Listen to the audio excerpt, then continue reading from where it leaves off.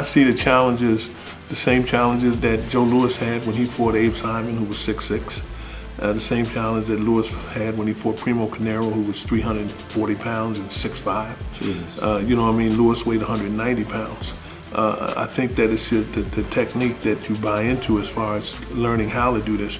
Eddie has something going for him that a lot of these guys don't have. The Klitschko brothers, grant you, are big, they're strong, but they fight like cavemen. You know what I'm saying? I mean, they're very predictable. You know, Eddie has very good eyesight. He can see things coming. He has tremendous hand speed. He can make moves with his hands. He has tremendous foot speed. And he has a rock solid chin. You know what I'm saying? And he is an athlete. I feel as though that his athleticism will overcome all of that.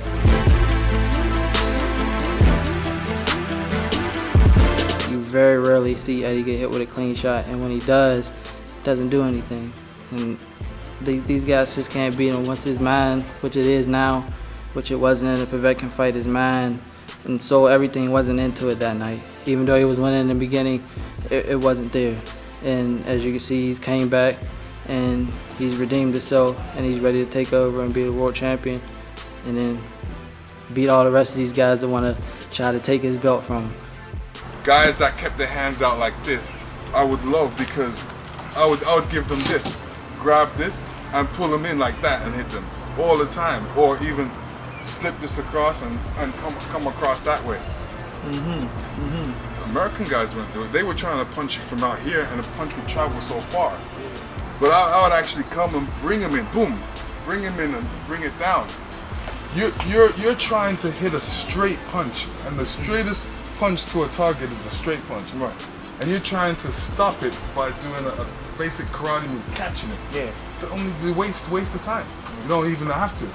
Like my distance is here. I have to know that I can reach you from here. Right. Well, you can. Yeah. I can't. I can't. And even to put that weight over that front foot, yeah, gotta step out, because therefore the weight isn't over the front foot. If a guy hits me, boom. Yeah, you go off balance. Yeah. Even if the shot wasn't great.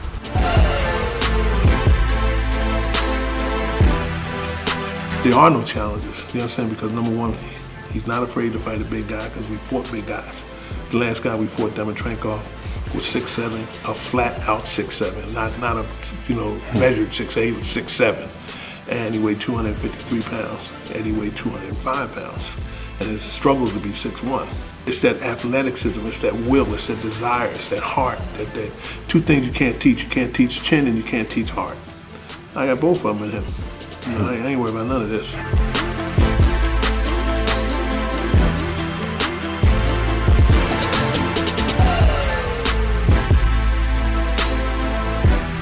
Being a smaller heavyweight, you know, there are, I would say, disadvantages if you look at it that way. And the challenge of that obviously is, you know, I have to do 10 times the work that a bigger guy that is in the same division would have to do. You know what I mean? I have to work to get inside. I have to, you know, work 10 times harder to be in the condition to give that maximum effort, you know, against a guy that size, you know, strength, just speed. I got to have it all in one small package to basically deliver against a guy who is, you know, 6'6" like Klitschko. You know what I mean? So it's a lot of work, but I'm up for the challenge.